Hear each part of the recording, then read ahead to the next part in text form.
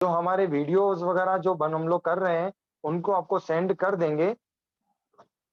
जो हम वीडियो वगैरह आप हम जो पढ़ा रहे हैं, वो आपको सेंड कर देंगे। इसकी सहायता से, बुक की सहायता से आप अध्ययन कर सकते हैं। जैसा मैं बोल रहा हूँ, वैसा आप एज़ इट इज़ नहीं लिख पाएँगे। जितना आप शॉर्ट में लिख लेवें, उसको आप उपयोगी समझ करके भी काम लेवें। तो मैं शुरुआत करता हूँ कि भांगे जो बनते हैं, किस प्रकार से बनते हैं, आपको शॉर्ट में समझना है, ये ध्यान में रखना है आपको। कभी भी एक सामान्य-सी बात आपको मैं बोलता हूँ, एक जो व्यक्ति है बहुत भयंकर गुस्सा करता है, बहुत तेज गुस्सा करता है, उसको धर्म से कोई वास्ता नहीं है, कभी उसने कुछ धर्म किया नहीं। उसको हम लोग बोलेंगे कि भैया तेरा जो 100% गुस्सा है, पूरे के पूरे गुस्से को शांत कर ले। क्या वो शांत कर पाएगा? उसको दबा पाएगा पूरे के पूरे गुस्से को? नहीं दबा पाएगा, यानी उपशम नहीं कर पाएगा।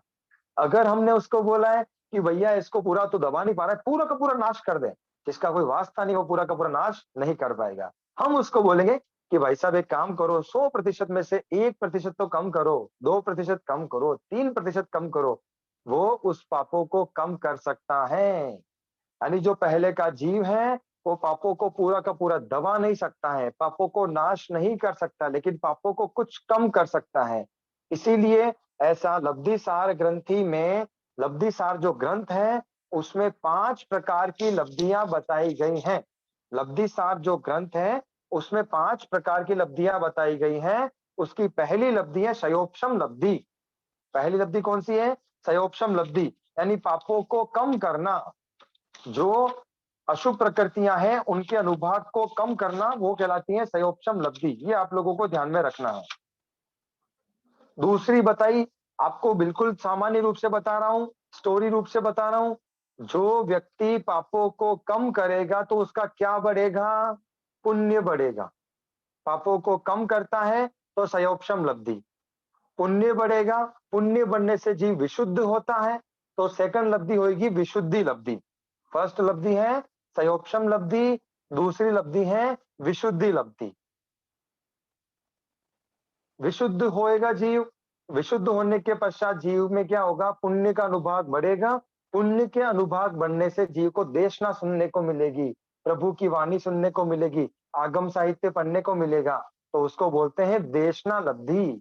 फर्स्ट क्षयोपशम लब्धि, दूसरी है विशुद्धि लब्धि, तीसरी है देशना लब्धि। देशना सुनने को मिली है, तो उस देशना को जीव अपने जीवन व्यवहार में उसका आचरण करेगा, प्रयोग करेगा। उसको बोलते हैं प्रायोग्य लब्धि, उसको बोलते हैं प्रायोग्य लब्धि। देशना लब्धि में साधु संतों की आगम वाणी की वाचना को सुनने का मौका मिलता है, देशना लब्धि उसे कहते हैं। सबसे पहले पापों का घटना, क्षयोपशम लब्धि। पाप घटेंगे तो पुण्य बढ़ेगा, पुण्य बढ़ेगा तो सेकंड होगी जीव उससे होता है विशुद्ध, तो उसको बोलेंगे विशुद्धि लब्धि। पुण्य बढ़ेगा तो कानों में भगवान की वाणी पड़ती है आगम के द्वारा, साधुओं के द्वारा, उसे बोलते हैं देशना लब्धि। जब वाणी चौथेन्द्रिय में पड़ी है, सीख रहे हैं, तो उसके पश्चात आगे जीवन में व्यवहार में वो उसका प्रयोग करता है, और 70 कोटि कोटि सागरोपम की जो मिथ्यात्व की स्थिति होती है, उसको अंत कोटि कोटि कर लेता है। उसको बोलते हैं प्रायोग्य लब्धि। चौथे नंबर की लब्धि कौन सी है? प्रायोग्य लब्धि है। अब जो आगे चल रहा है, पांचवी लब्धि का नाम है करण, करण लब्धि। करण, करण लब्धि पांचवें प्रकार की लब्धि है। पांचवें प्रकार की लब्धि है करण लब्धि। रिकॉर्डिंग के लिए बता दिया है, ऋषभ जी आपको अवेलेबल करा देंगे। पहली लब्धि है क्षयोपशम लब्धि, दूसरी है विशुद्धि लब्धि, तीसरी है देशना लब्धि, पापों का घटना क्षयोपशम, पुण्य का बढ़ना विशुद्धि, तीसरी है देशना, सुनने को मिलना भगवान के वचन आगम के द्वारा, साधु साधियों के द्वारा, जीवन में प्रयोग करना प्रायोग्य लब्धि। अब प्रयोग्य कैसे करेगा? तो 70 कोटि कोटि सागरोपम की जो स्थिति है, उसको अंत कोटि कोटि कर लेता है। अब जो अगली लब्धि आएगी करण लब्धि, पांचवी नाम की लब्धि है करण लब्धि। करण लब्धि, करण किसको बोलते हैं? परिभाषा लिख लीजिए, याद कर लीजिए। जीव के परिणाम विशेष को करण कहते हैं। जीव के परिणाम विशेष को करण कहते हैं। वो परिणाम 3 प्रकार के बता रखे हैं। ऊपर लिखिएगा आप करण लब्धि, उसके 3 एरो लगा दीजिए। फर्स्ट है उसकी करण लब्धि का पहला करण है यथा प्रवर्तीकरण। लिखिए फटाफट। पहला है यथा प्रवर्तीकरण, दूसरा है अपूर्वकरण। पहला है यथा प्रवर्तीकरण, दूसरा है अपूर्वकरण, तीसरा है अनिवृत्तीकरण। पहला यथा प्रवर्तीकरण, इसमें जीव राग द्वेष की ग्रंथि को तोड़ने का प्रयास करता है परंतु तोड़ नहीं पाता। इतना ही अपने को भी ध्यान में रखना है। राग द्वेष की ग्रंथि को तोड़ने का प्रयास करता है परंतु तोड़ नहीं पाता। अभवी जीव भी यथा प्रवर्तीकरण को अनंत बार करता है। रिकॉर्डिंग के द्वारा गुणस्थान स्वरूप की बुक में भी ऐसा सब कुछ दिया हुआ है। अभी आप पूरे अपने कॉन्सेप्ट क्लियर करें, सुन करके करें। रिकॉर्डिंग उपलब्ध करा दी जाएगी और बुक में देख करके आप अध्ययन कर सकते हैं। पहली बताई यथा प्रवर्तीकरण, यानी राग द्वेष की ग्रंथि को तोड़ने का प्रयास करना किंतु तोड़ नहीं पाना, यथा प्रवर्तीकरण है। परिणाम का मतलब होता है भाव। जीव के जो भाव है, अध्यवसाय है, वो परिणाम है। यथा प्रवर्तीकरण अभवी जीव भी अनंत बार करता है, भवी जीव भी करता है। राग द्वेष की ग्रंथि को तोड़ने का प्रयास करता है पर तोड़ नहीं पाता है, दैट इज यथा प्रवर्तीकरण। जब उसको तोड़ देता है तो होता है अपूर्वकरण। अपूर्व, अपूर्व मतलब पूर्व में नहीं, ऐसी स्थिति जो पूर्व में जीव को कभी प्राप्त नहीं हुई थी, ऐसी स्थिति को जीव प्राप्त करता है। ऐसे करण को अपूर्व करण कहते हैं। शॉर्ट में बता रहा हूं, शॉर्ट में लिखना। कुछ प्रश्न बचे तो सेशन काल में पूछना जब प्रश्न का आएगा तब। अपूर्व करण में जीव 4 प्रकार की बातें होती है, उसके अंदर 4 प्रकार के विशेष कार्य होते हैं। स्थितिघात, रसघात, गुण श्रेणी और अपूर्व स्थितिबंध। स्थितिघात, रसघात, गुण श्रेणी और अपूर्व स्थितिबंध, ये होते हैं अपूर्व करण में। इसमें बहुत गहराई है लेकिन अपने को भांगे करने हैं, इसलिए इसको शॉर्ट कर रहा हूं मैं। अपूर्व करण में 4 बातें होती हैं, 4 प्रकार के विशेष कार्य होते हैं। स्थितिघात, रसघात, गुण श्रेणी और अपूर्व स्थितिबंध। अपूर्व करण के पश्चात जीव अनिवृत्तीकरण कहते हैं। अपूर्व करण के पश्चात जीव अनिवृत्तीकरण करता है। अनिवृत्तीकरण में समवर्ती जीवों के परिणामों में समानता होती है। ये हमने गुणस्थान के 90 गुणस्थान में जब लक्षण द्वार पढ़ा था तो उसके लिए बताया था। समवर्ती जीवों के परिणामों में समानता होना, ये अनिवृत्तीकरण में होता है।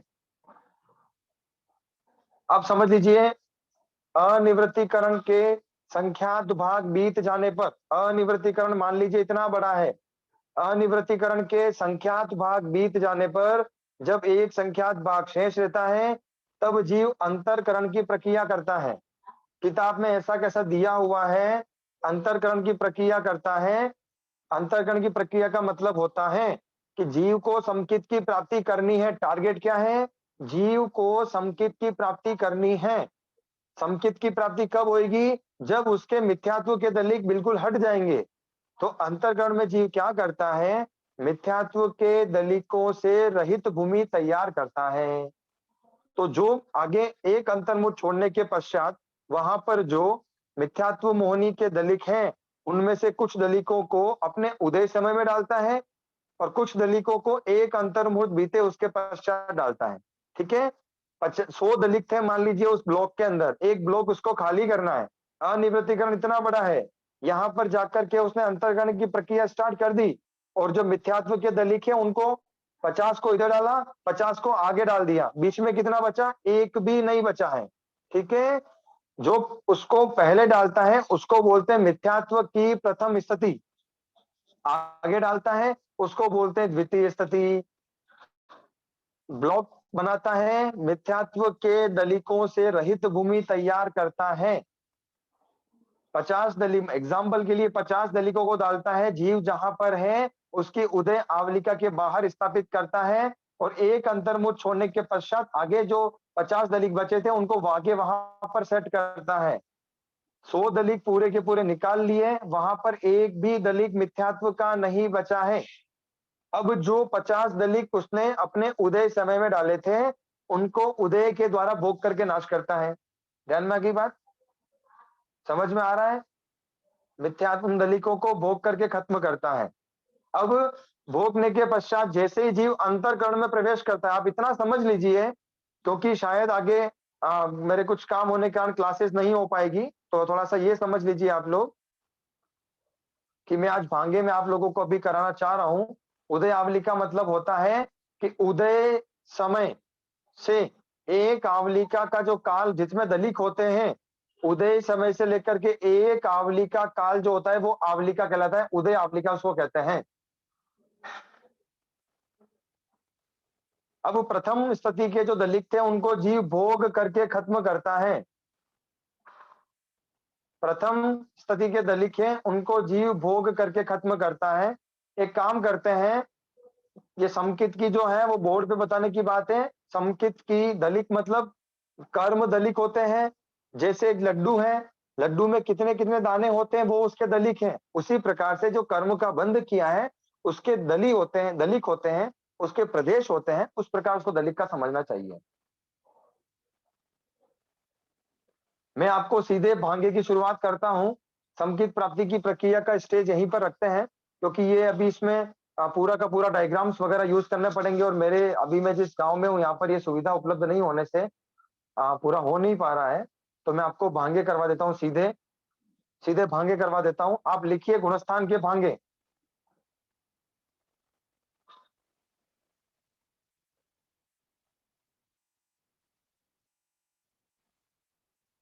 नियमकरण का मतलब होता है जीव के परिणाम विशेष को करण कहते हैं।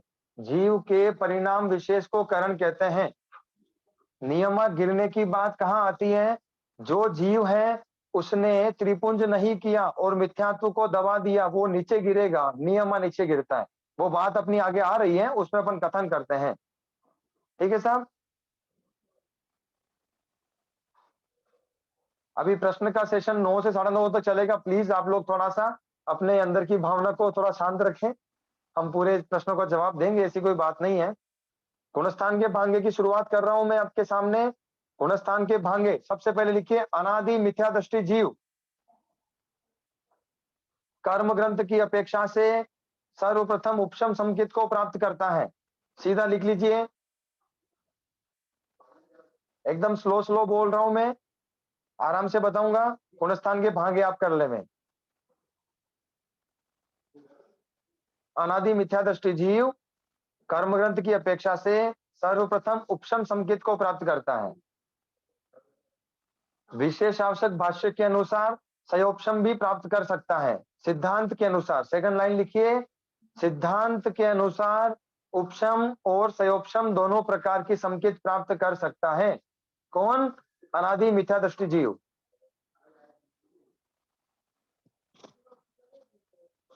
कर्म ग्रंथ की अपेक्षा से सर्वप्रथम अनादि मिथ्या दृष्टि जीव उपशम संकेत को ही प्राप्त करता है। सिद्धांत के अनुसार उपशम और सयोपशम दोनों प्राप्त कर सकते हैं।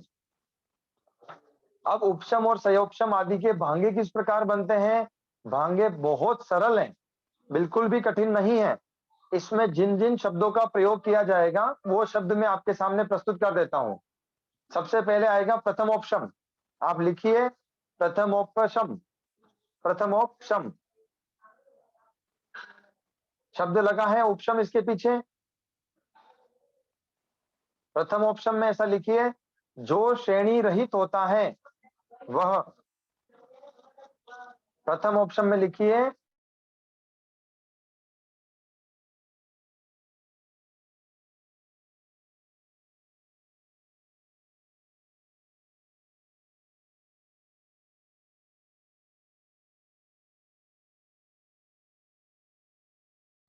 जो श्रेणी सहित होता है।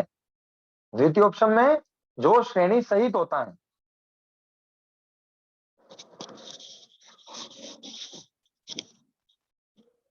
प्रथम ऑप्शन जो श्रेणी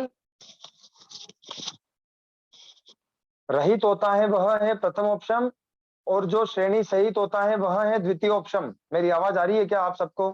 दो जने के मैसेज आए कि आवाज नहीं आ रही है स्पष्ट।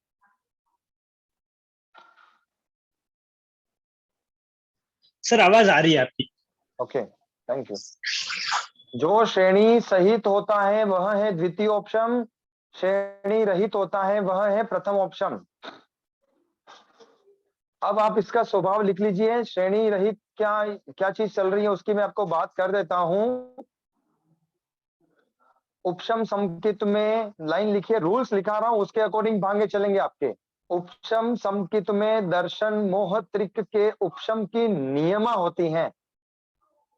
सीधा लिख लीजिए, उपशम समकित में दर्शन मोह त्रिक, इसका मतलब बहुत बार बता चुका हूं, समकित मोहनी है, मिथ्यात्व मोहनी और मिश्र मोहनी है। उपशम समकित में दर्शन मोह त्रिक के उपशम की नियमा होती हैं।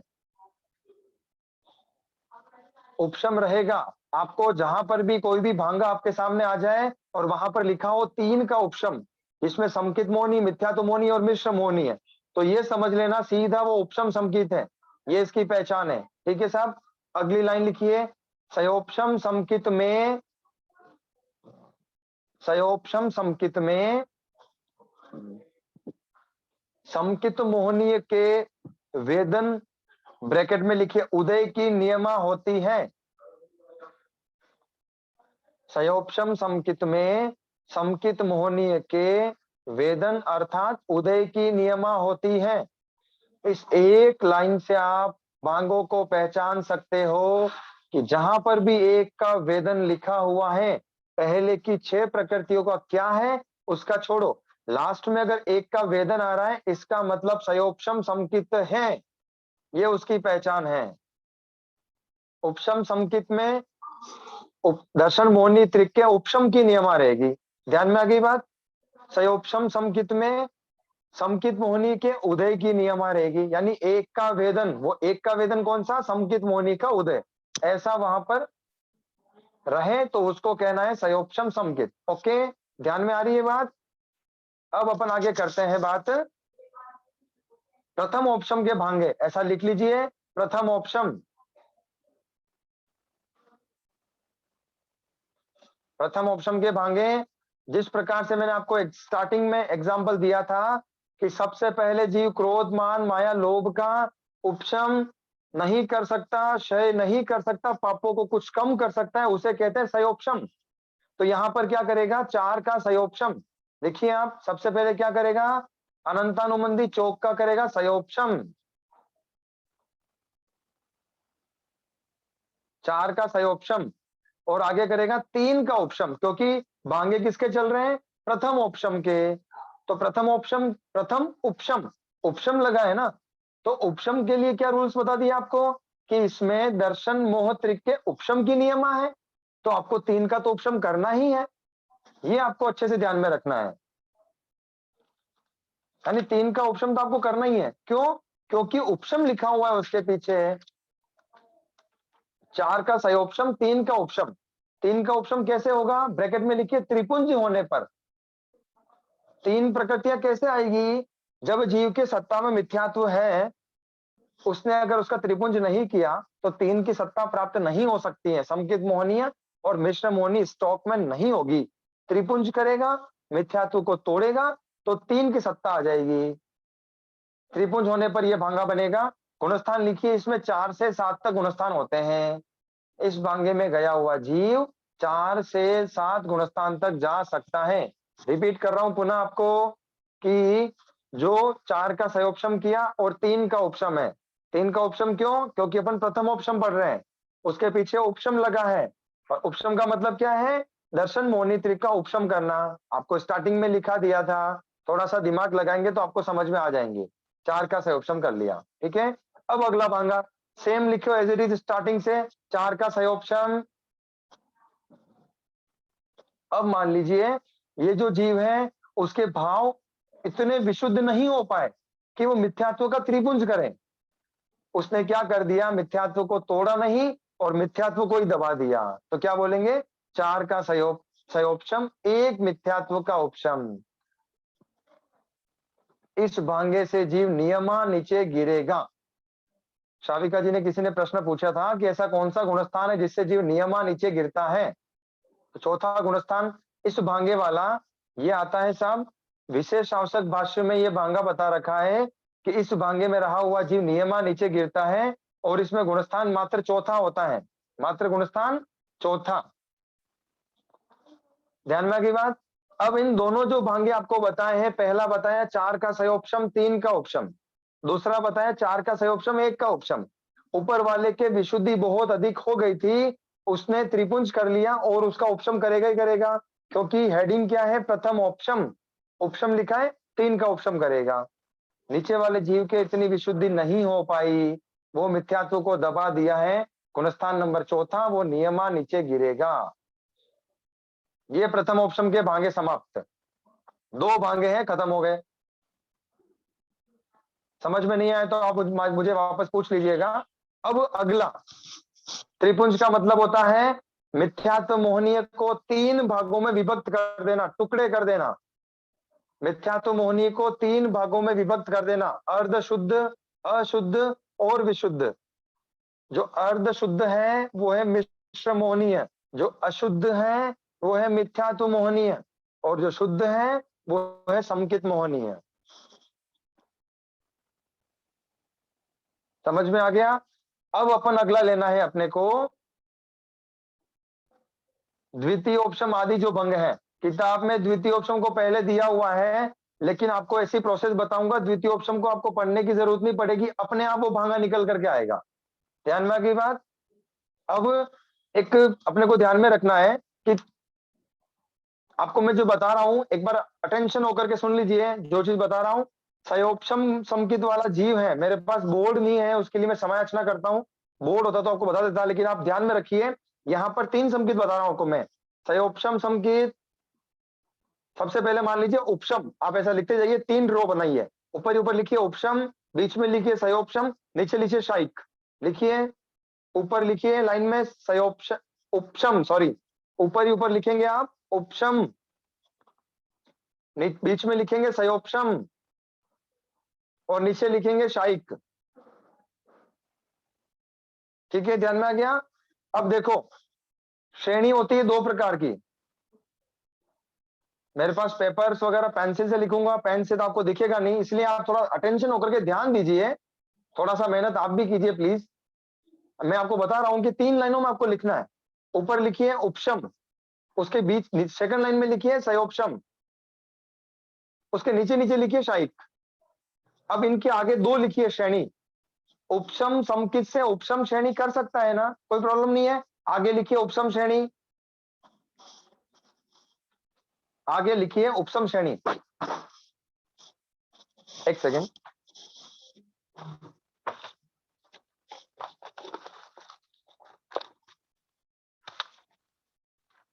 अरे मिलिंद पेन देना, पेन 1 मिनट यार, कोई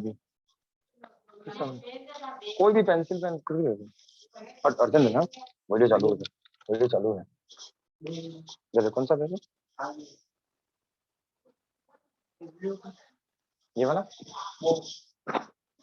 तुम्हारा बाप है।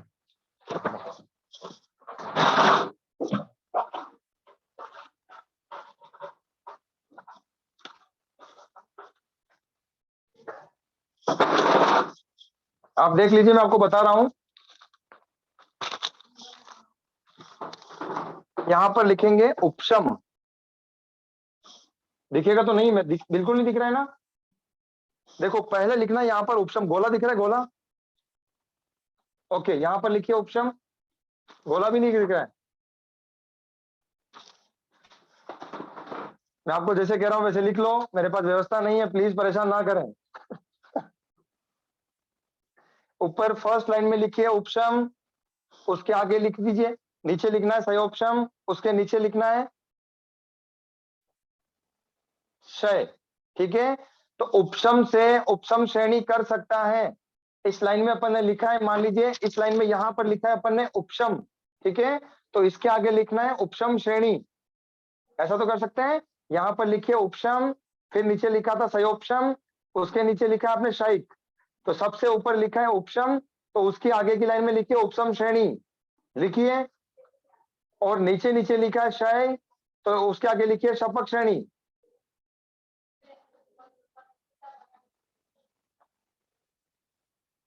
ठीक है, बीच में क्या बचा है, सयोपशम। अब प्रश्न ये उठता है कि उपशम समकित वाला जी उपशम श्रेणी कर लेगा, कोई बड़ी बात नहीं है। शायिक समकित वाला शपक श्रेणी कर लेगा, आराम से कर सकता है। सयोपशम वाला क्या करेगा, ये लाइनें कुछ बनाई है मैंने, लेकिन अभी कुछ विशेष अपने पास व्यवस्था नहीं है, इसलिए मैं आपको बता रहा हूं। सयोपशम वाला आगे जाएगा, ऊपर की तरफ मुड़ जाएगा, मीन्स सयोपशम समकित वाला जीव उपशम श्रेणी भी कर सकता है। जो वर्तमान में सयोपशम समकित जीव है, आगे जाकर के उपशम समकित को प्राप्त करके उपशम श्रेणी भी कर सकते हैं। और नीचे की रो को चेंज करें, दो रूट है उसके पास।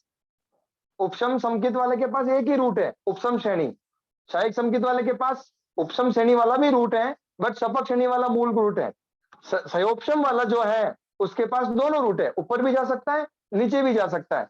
जो वर्तमान में सयोपशम समकिति है, आगे चल करके उपशम श्रेणी भी कर सकते हैं और शायिक समकित को प्राप्त करके शपक श्रेणी भी कर सकते हैं। ओके, ध्यान में आ गया। अब फर्स्ट लाइन लिखिए, अपने को किसकी अपेक्षा भांगे समझना है। लाइन लिखिए, जो वर्तमान में सयोपशम समकित है, जो लिखा रहा हूं वो लिख लीजिए आप।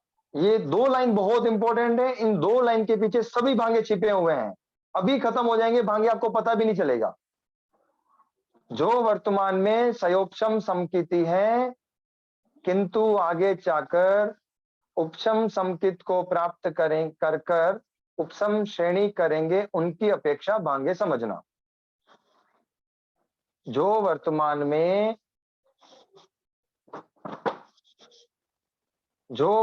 में सयोपशम समकिति है, किंतु आगे जाकर उपशम समकित को प्राप्त करके उपशम श्रेणी करेंगे, उनकी अपेक्षा भांगे समझना।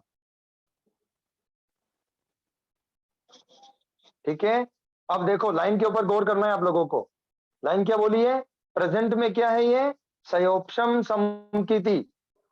प्रेजेंट में क्या है, सयोपशम समकिति। आगे जाकर क्या करेंगे, उपशम श्रेणी। मींस प्रेजेंट क्या है, सयोपशम। टारगेट क्या है, फ्यूचर।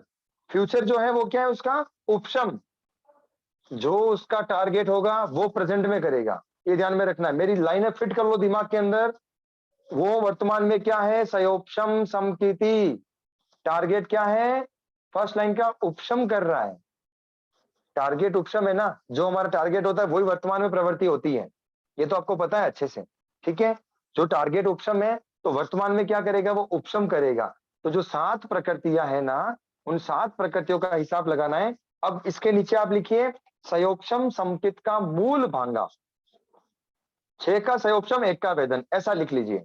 6 का सयोपशम 1 का वेदन, क्योंकि 1 का वेदन जहां पर भी होगा उसे सयोपशम समकित कहेंगे, ये मैंने आपको स्पष्ट कर दिया था शुरुआत में ही। सयोपशम समकित में समकित मोहनीय के उदय की नियमा होती है, बोला था ना, उदय मतलब वेदन। तो 1 का वेदन किया, बाकी 6 का सयोपशम कर लिया है। ध्यान में आ गया। अब देखो प्रेजेंट में क्या है, सयोपशम। प्रेजेंट में क्या है, सयोपशम। आगे जाकर के क्या कर रहा है जीव, उपशम। टारगेट उपशम का है, सबसे पहले करेगा 4 का उपशम। 4 का उपशम क्या करेगा सबसे पहले, 4। अब देखो आपके सामने, आपको ही मेहनत करनी है। वेदन मतलब उदय, वेदन का मतलब है उदय। आप टाइम से जुड़ा कीजिए, बिल्कुल गलत चीज है, आप लेट लेट जुड़ते हैं, बहुत सारी चीजें आप पढ़ते नहीं है, फिर बाद में आप लेट जुड़ करके पूछते हैं, गलत बात है। आप समझ लीजिए पहले कि 6 का सयोपशम 1 का वेदन, जो ये मूल भांगा है, इसी में से अपने को टैली करना है। 6 का सयोपशम 1 का वेदन, इसी में से आपको टैली करना है। प्रेजेंट में क्या है, सयोपशम। टारगेट क्या है, उपशम। अब टारगेट जो है वही प्रेजेंट में करेगा, इट मींस उपशम करेगा। अब 6 का सयोपशम 1 का वेदन था ना, उस 6 में से 4 का उपशम कर लिया। टारगेट क्या है, उपशम, तो पहले करेगा 4 का उपशम। लिखिए 4 का उपशम। 6 का सयोपशम 1 का वेदन में से जो 6 प्रकृतियां थी, उनमें से 4 का कर दिया उसने उपशम। अब जो बचा है उसको एज इट इज लिख दीजिए, भांगा खत्म। 4 का उपशम, 6 का सयोपशम था ना, उसमें से 4 का उपशम कर दिया, तो बचा क्या, 2 का सयोपशम और 1 का वेदन। उसको ऐसा कैसे लिख लो, ध्यान में आ गया? वापस रिपीट कर रहा हूं, मूल भांगा सयोपशम का है, 6 का सयोपशम, 1 का वेदन। और लाइन कौन सी बोली थी मैंने? जो वर्तमान में सयोपशम समकिति है, आगे जाकर के उपसम समकित को प्राप्त करके उपसम श्रेणी करेंगे, उनकी अपेक्षा से अपन भांगे समझ रहे हैं। वर्तमान में सयोपशम समकिति है, टारगेट उसका उपशम का है, जो टारगेट है वही प्रेजेंट में करेगा। तो 6 के सयोपशम में से 4 का उपशम कर दिया, बाकी को ऐसा कैसे लिख लीजिए, 2 का सयोपशम, 6 के सयोपशम में से 4 निकाल ली, तो जो 2 बची है उसको ऐसा कैसे लिखना है, 4 का उपशम, 2 का सयोपशम, 1 का वेदन। ध्यान में आ गया? अब देखो अगला, इसी भांगे से आगे टारगेट क्या बताया, उपशम है। लाइन को पक्का याद रखना है, लाइन को आप लोग पक्का याद रखोगे तो आप समझ जाओगे, वरना नहीं समझ पाओगे। देखिए ध्यान रखिए, टारगेट है उपशम का, पहले वो ही करेगा, जो टारगेट है उसको प्राप्त करेगा ही करेगा। 4 का सयोपशम, 2 का 6 का सयोपशम, 1 का वेदन, मूल भांगा था, उसमें से उसने 4 का उपशम किया, जो बचा है उसको ऐसा कैसा लिख लो, 2 का सयोपशम, 1 का वेदन। ओके, अब अपन आगे चलते हैं। टारगेट उपशम का है तो 4 तो उपशम कर ही दिया, अब जो 2 का सयोपशम है उनको एक साथ और ले लीजिए, तो 6 का उपशम कर देगा वो। अब क्या कर देगा, नेक्स्ट मांगा लिखिए, 6 का उपशम और 1 का वेदन, ऐसा कैसा करना है। अगला क्या चलेगा, 6 का उपशम, 1 का वेदन। पहले क्या था, 4 का उपशम, 2 का सयोपशम, 1 का वेदन। टारगेट उपशम का है ना, तो उपशम की तरफ बढ़ रहा है जीव, तो वो प्रकृतियों को उपशम करते करते जाएगा, 4 के बाद सीधा 6 का उपशम कर देगा। तो 6 को 2 को साथ में मिला लिया अपन ने, अब 1 को ऐसा कैसा लिख दो, 6 का उपशम, 1 का वेदन। ध्यान में आ गया? अभी वापस टारगेट क्या है, उपशम का, तो 7 का उपशम कर दो, बात ही खत्म। 6 का उपशम कर दिया था और 1 का वेदन था, अब उस 1 को और भी मिला दो साथ में, तो 7 का उपशम कर देगा वहां पर वो। लिख लीजिए अगला भांगा, 7 का उपशम। बिल्कुल स्टोरी टाइप चलना है। मूल भांगा सयोपशम समकित का, 6 का सयोपशम, 1 का वेदन है। ओके, उसमें से क्या बताया, प्रेजेंट में सयोपशम, टारगेट उसका उपशम करने का है, तो टारगेट जो होता है ना उसी को प्रेजेंट में करेगा। तो 4 का उपशम, 6 का सयोपशम में से 4 को निकाला, तो 4 का उपशम, अब जो बचा ऐसा कैसे लिख लो, 2 का सयोपशम, 1 का वेदन। ओके, फिर टारगेट उपशम ही है तो 6 का उपशम, 1 का वेदन। टारगेट उपशम ही है तो 7 का उपशम, ये 7 का उपशम इसने कर दिया है। 7 का उपशम लिखा आपने, उसके ब्रैकेट में लिखिए, ये है द्वितीय उपशम का भांगा। ये कौन सा है, द्वितीय उपशम का भांगा। जो तन मन लगा करके सीख रहा है, मेहनत कर रहा है, उसको 100% समझ में आएगा। बिल्कुल, घर के काम करते करते क्लासेस मत सुनना, अगर व्याख्यान हो तो जरूर सुन लेना, कोई दिक्कत वाली बात नहीं है। तन्मयता के साथ सुनोगे, भांगे चल रहे हैं, देख रहा हूं कोई कोई तो गेहूं साफ करते करते सुन रहे हैं, नहीं चलेगा, भांगे चल रहे हैं। है ना? हाँ जी, तो 7 का ऑप्शन हो गया। अब आप एक लाइन और लिखेंगे, अलर्ट हो जाइए, एक लाइन आपको एक और लिखनी है। ऐसा लिखिए, उपसम श्रेणी जीव 4 की विसंयोजना करके भी कर सकता है। उपसम श्रेणी जीव 4 की विसंयोजना करके भी कर सकता है।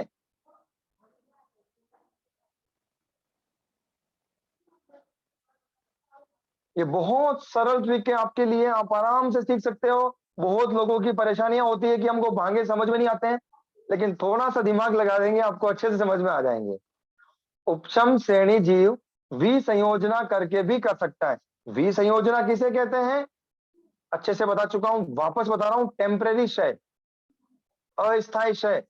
यानी जो प्रकृति, जिस प्रकृति का, जो प्रकृति न तो भी उदय में है, न वो प्रकृति स्टॉक में है, सत्ता में, जिस प्रकृति का न तो भी उदय है और ना ही उस प्रकृति की सत्ता है, परंतु पुनः उस प्रकृति की सत्ता आ सकती है, उससे कहते हैं विसंयोजना।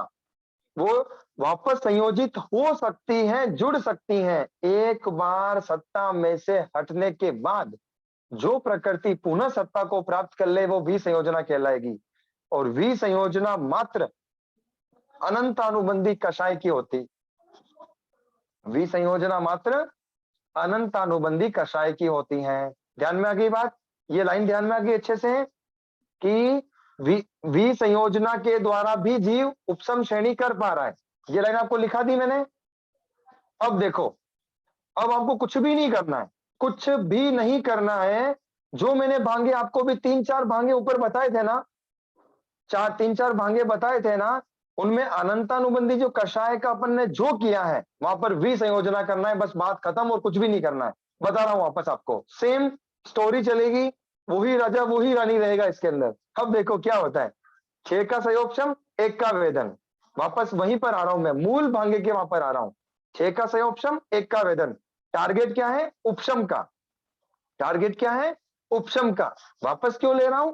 क्योंकि मैंने आपको एक लाइन लिखाई है कि विसंयोजना से भी जीव उपशम श्रेणी को प्राप्त कर सकता है, लिखा ही है ना। तो वापस उसी रूट पे अपने को चलना है। 6 का संयोगक्षम, 1 का वेदन। अब यहां पर क्या करेंगे अपन? 4 की विसंयोजना करेंगे। लिखो सबसे पहले 4 की विसंयोजना। 6 का संयोगक्षम, 1 का वेदन। 6 के संयोगक्षम में से 4 की कर दी है विसंयोजना। सुनीता जी नवलखा कोटा वाले लिख रहे हैं, लिखिए आप। 4 की विसंयोजना। अब जो बचा है उसको एज इट इज लिखते जाइए। 2 का संयोगक्षम, 1 का वेदन। कुछ भी नया काम नहीं किया हमने। 6 का संयोगक्षम, 1 का वेदन था, मूल भांगा।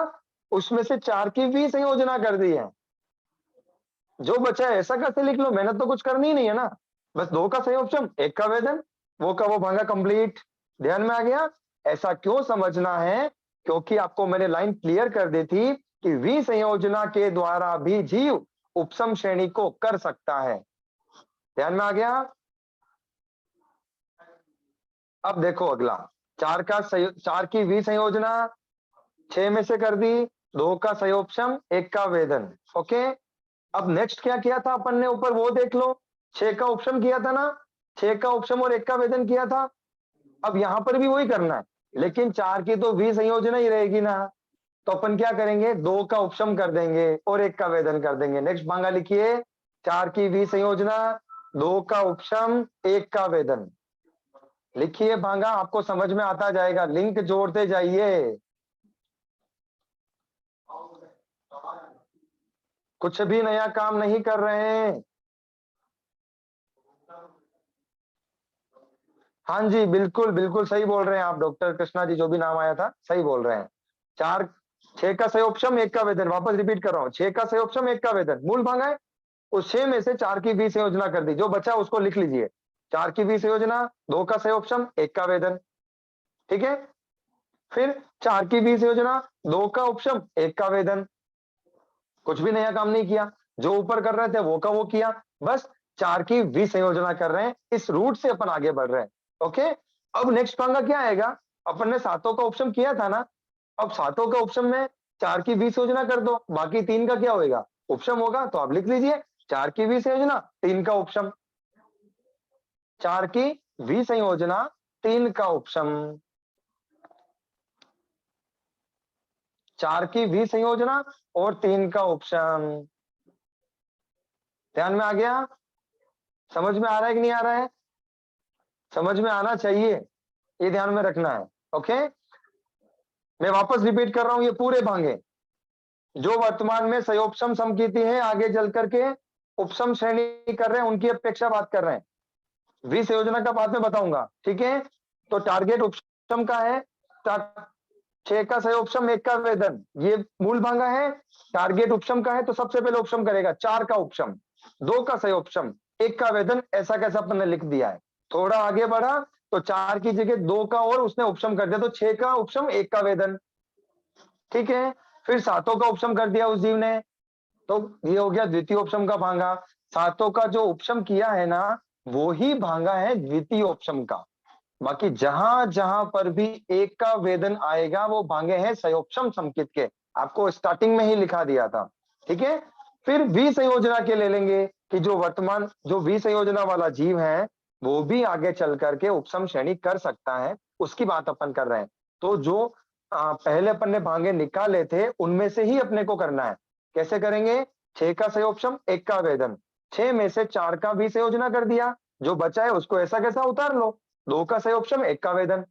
ठीक है, अब 4 की विसंयोजना, 2 का उपशम, 1 का वेदन। 4 की विसंयोजना, तीनों का उपशम। ये अपन ने ऐसा लिख दिया है। अब इसके ब्रैकेट में लिखिए, ये भी द्वितीय उपशम का भांगा है। कौन सा?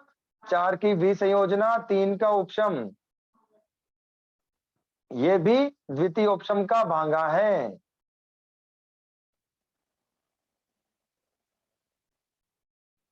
अपना जो फर्स्ट रूट था वो कंप्लीट हो चुका है। ट्रैक कौन सा था? जो वर्तमान में सयोपशम समकीति है, आगे चल करके उपशम श्रेणी कर रहे हैं। सयोपशम ऐसा आया, उपशम चला गया, अभी सयोपशम ऐसा आएगा, नीचे क्षय में जाएगा, ये ध्यान में रखना है। नेक्स्ट लाइन लिखिए, अगली लाइन नंबर 2 डालिए। नंबर 2, नंबर 1 मैंने लाइन लिखाई थी आपको, जो वर्तमान में सयोपशम समकीति है, आगे चल करके उपशम समकित को प्राप्त करके उपशम श्रेणी करेंगे, वो नंबर 1 लाइन थी। ओके, उसको डाल दो नंबर 1। अभी आएगी नंबर 2,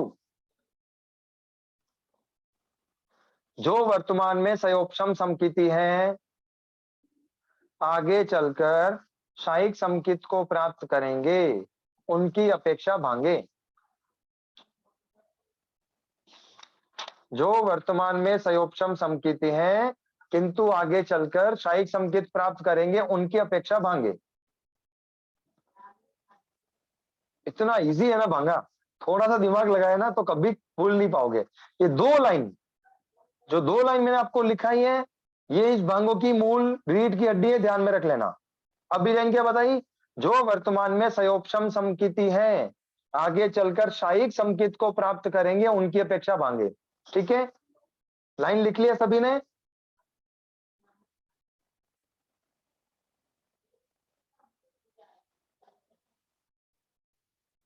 हाँ जी। अब देखो, वापस लाइन बोल रहा हूं मैं और भांगे स्टार्ट कर रहे हैं, शुरू होने के पहले ही खत्म हो जाएंगे, इतने सरल है। अब समझ लीजिए आप, जो वर्तमान में सयोपशम समकीति है, आगे जाकर के क्षयिक समकित को प्राप्त करेंगे। वर्तमान में क्या है? सयोपशम। टारगेट क्या है? क्षयिक। टारगेट क्या है? क्षयिक। जो टारगेट है वही प्रेजेंट में करेगा, 4 का क्षय लिखो सीधा। अब देखो इधर वापस देख लो, 6 का सयोपशम, 1 का वेदन, इस भांगे में से ही निकालना है। 6 का सयोपशम, 1 का वेदन, इस भांगे में से जो प्रेजेंट में सयोपशम है, फ्यूचर में जाकर के क्षयिक समकित कर रहे हैं। टारगेट क्या है? क्षयिक का। तो टारगेट क्षयिक का है ना, तो क्षय करेगा। तो 6 के सयोपशम में से 4 का क्षय कर दो, जो बचा उसको ऐसा कैसा लिख दो। विसंयोजना की डेफिनेशन वापस पूछ ली गई है, निवेदन कर देते हैं कि विसंयोजना का मतलब होता है अस्थायी क्षय, टेम्परेरी क्षय। जो प्रकृति न तो अभी उदय में है, न उसकी सत्ता है, परंतु किसी के सहयोग से वापस उसकी सत्ता आ जाती है, उदय में आ जाती है, उसे विसंयोजना कहते हैं। किताब में अच्छे से लिखी हुई है, आप मेरे शब्दों को, लाइनों को, जो इंपॉर्टेंट चीजें हैं आप उसको नोट कर लें, दिमाग में फिट कर लें, फिर उस एंगल को लगा के किताब को देखें, आपको अपने आप बिल्कुल किताब समझ में आएगी, है ना? तो अब बात कर रहे हैं अपन, जो वर्तमान में सयोपशम समकिति है, आगे चल करके क्षयिक समकित को प्राप्त कर रहे हैं, उसकी अपेक्षा भांगे। ठीक है साहब? तो क्या बोलेंगे, टारगेट किसका है? क्षय का। मूल भांगा क्या था? स्थापना करो, लिखो वापस, 6 का सयोपशम, 1 का वेदन। ठीक है, उसमें से उसने क्या किया? 4 का क्षय। अब जो बाकी बचा है उसको वैसा का वैसा लिख लो। 4 का क्षय, 2 का सयोपशम, 1 का वेदन। 4 का क्षय, 2 का सयोपशम, 1 का वेदन। क्यों लिखा?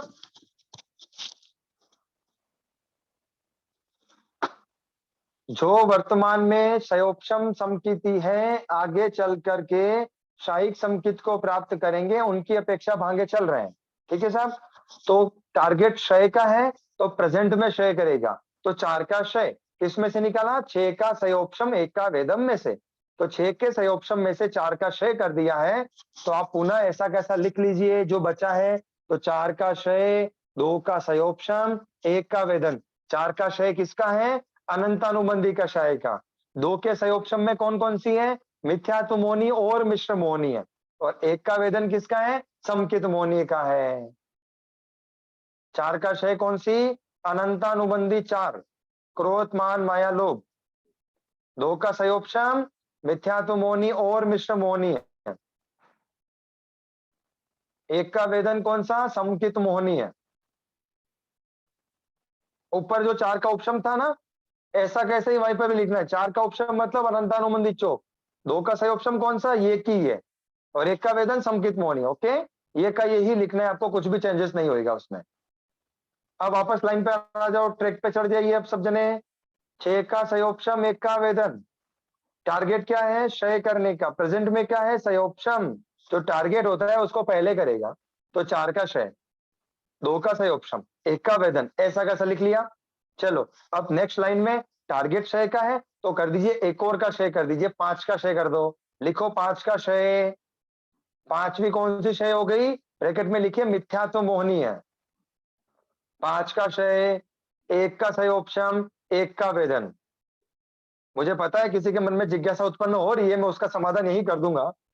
पांच, वहां बोलेंगे कि 4 के बाद डायरेक्टली यहाँ पर 6 लिया था, यहाँ पे भाई साहब 4 के बाद 5 क्यों ले रहे हैं? क्षय के अंदर एक एक करके क्षय करता है, उपशम में मिथ्यात्व और मिश्र दोनों को साथ में उपशम करता है, इसलिए 4 का उपशम किया था, उसके बाद सीधा 6 का उपशम कर दिया था। ओके, हाँ, अपनी भावनाओं को शांत रखें, सभी के प्रश्नों का समाधान करेंगे अपन। 4 का क्षय, 2 का सयोपशम, 1 का वेदन, फिर 5 का क्षय। अब क्या आगे बचा? आगे 1 का सयोपशम, 1 का वेदन। ऐसा कैसे लिखिए? मैंने भांगे पढ़े हुए हैं, मेरे को शायद 7-8 साल 9 साल हो गए होंगे। एक बार पढ़े थे, जब मेरे को इस रूप में पढ़े, अभी तक मैंने कभी लाइफ में नहीं फेरे। उसके बाद फिट हो गए, उसके बाद आराम से आप निकाल सकते हो। टारगेट 2 लाइन है, प्रेजेंट में क्या है, फ्यूचर में क्या कर रहा है। जो फ्यूचर में करेगा उसको प्रेजेंट में लेके आओ। ये लाइनें सेट हो गई, भांगे अपने आप निकल के आएंगे। बात चल रही है, जो प्रेजेंट में सही ऑप्शन है, टारगेट क्षयिक संकेत वाला है, तो पहले करेगा क्षय, तो 4 का क्षय, 2 का सही ऑप्शन, 1 का वेदन। किसमें से निकाला? 6 का सही ऑप्शन, 1 का वेदन में से। वापस समझ लीजिए, 6 का सही ऑप्शन है, 1 का वेदन है। 1 का वेदन ऐसा कैसे लिखना है, ठीक है।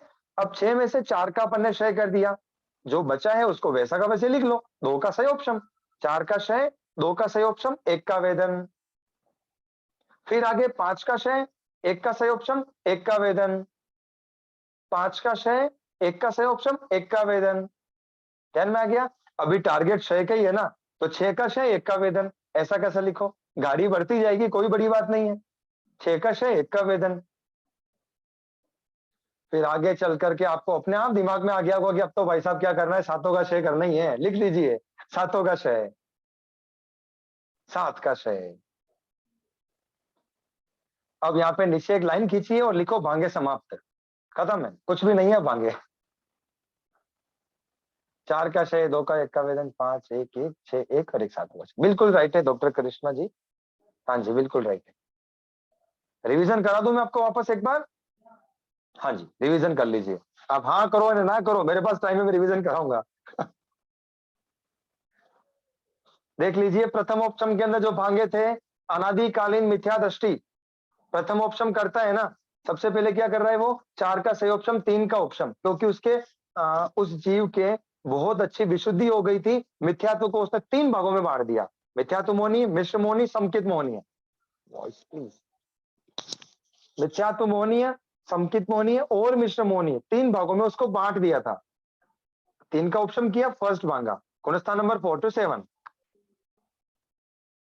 फिर सेकंड है 4 का सही ऑप्शन, 1 का वेदन। जो ये दूसरा भांगा बताया था ना प्रथम ऑप्शन का, स्पष्ट रूप से लिखना, ये विशेष आवश्यक भाष्य की अपेक्षा से है, ठीक है। नियमा नीचे गिरेगा, गुणस्थान नंबर 4 है उसके अंदर। आप प्लीज चैट्स मत करिए, आप मैं जो बता रहा हूँ रिवीजन करिए। मैं यहाँ मेहनत कर रहा हूँ और आप टाइपिंग कर रहे हैं, ये क्या तरीका है?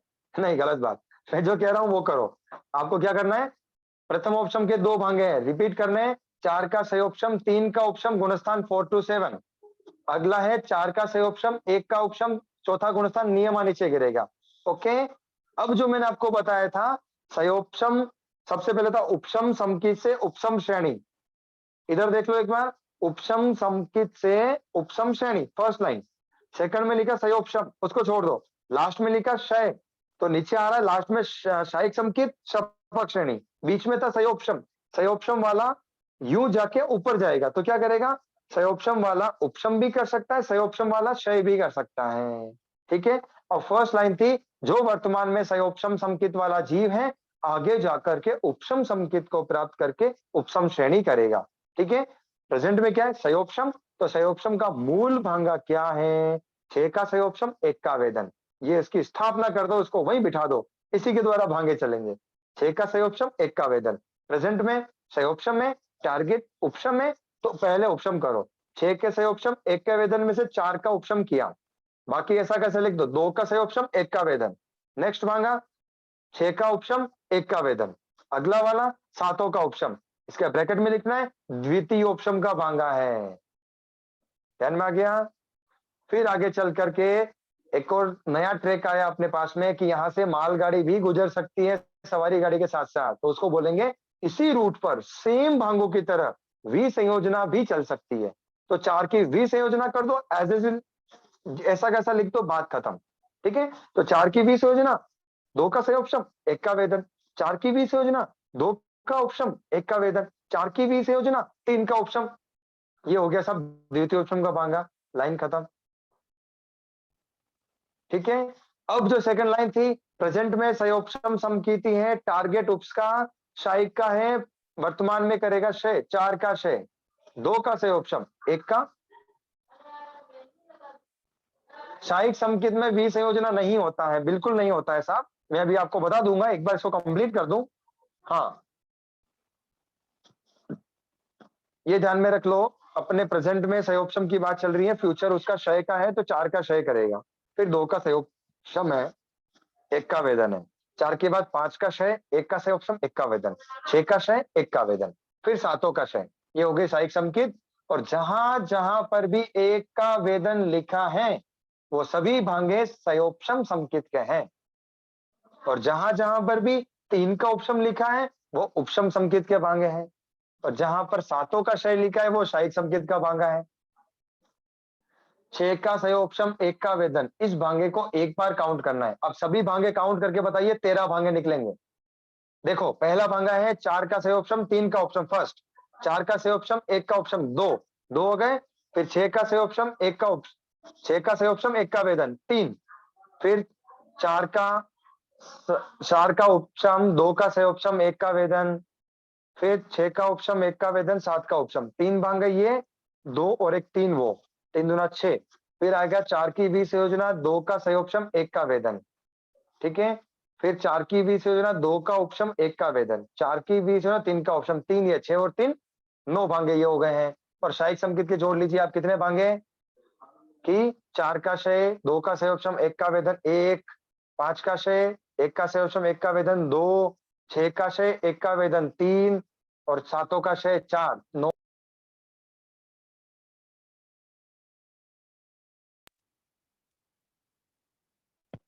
ध्यान में आ गई बात।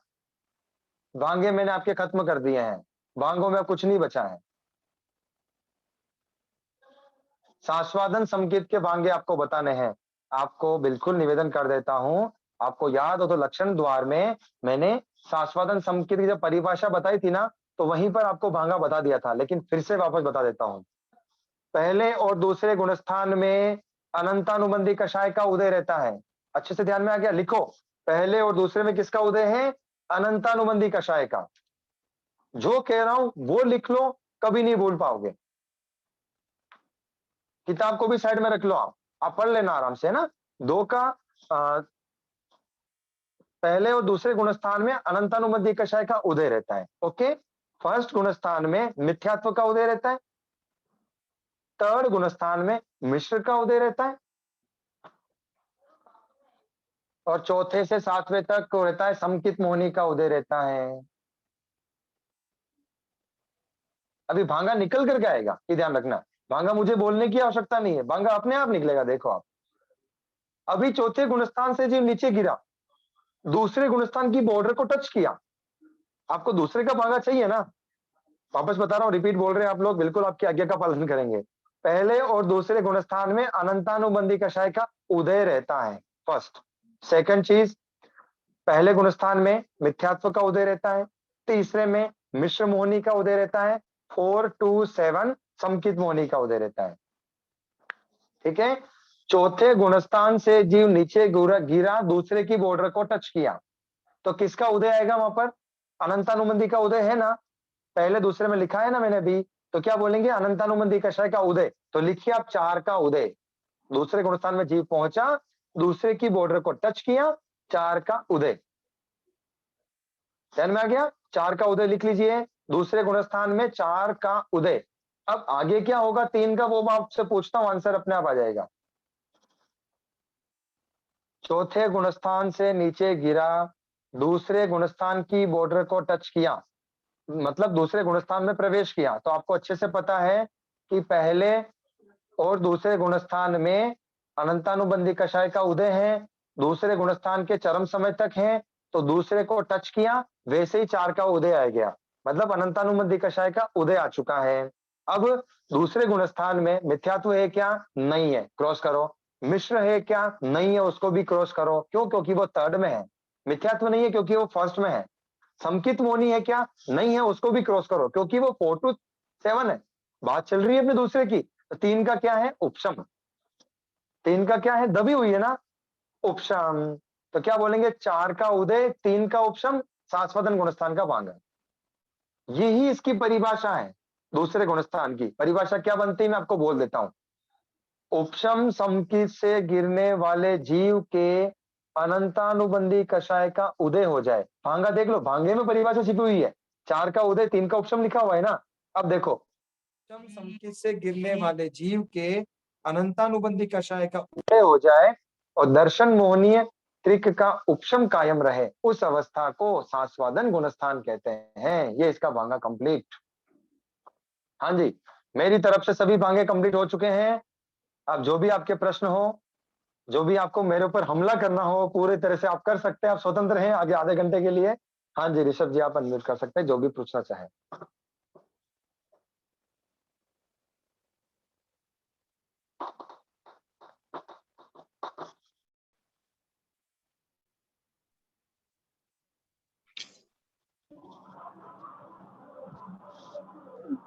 सर जय जिनेन्द्र सर। यस जय जीवन।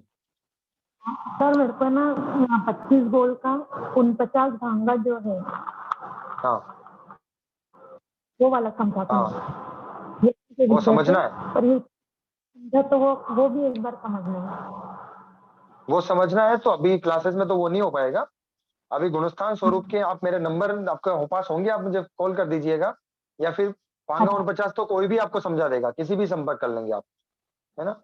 नहीं मैंने बहुत बार ट्राई किया पर वो थोड़ा सा वो क्लिक नहीं हो रहा है उसका। आप मुझे कॉल कर देना, कोई दिक्कत वाली बात नहीं है ना सर। धन्यवाद। ओके, और कोई प्रश्न?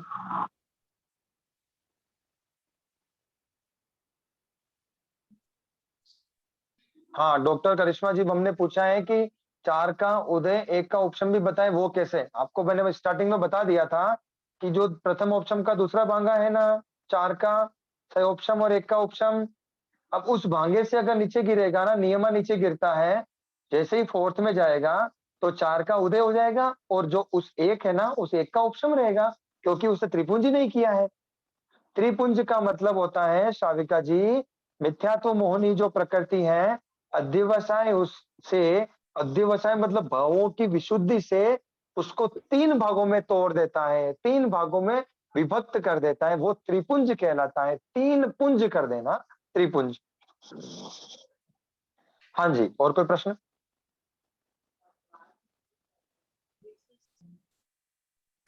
जय जिनेन्द्र सर, हाँ ये आपने बताया 1 का वेदन मतलब उपशम समकित, 3 का उपशम मतलब उपशम समकित, और यस, तीसरा क्या बताया? 7 का? सातों का क्षय मतलब शाही संकेत। ओके, यस, ठीक है सर, बहुत अच्छा समझ में आ गया sir, thank you sir. Thank you sir, समझ लिया, बहुत बढ़िया बात है साहब। हाँ जी,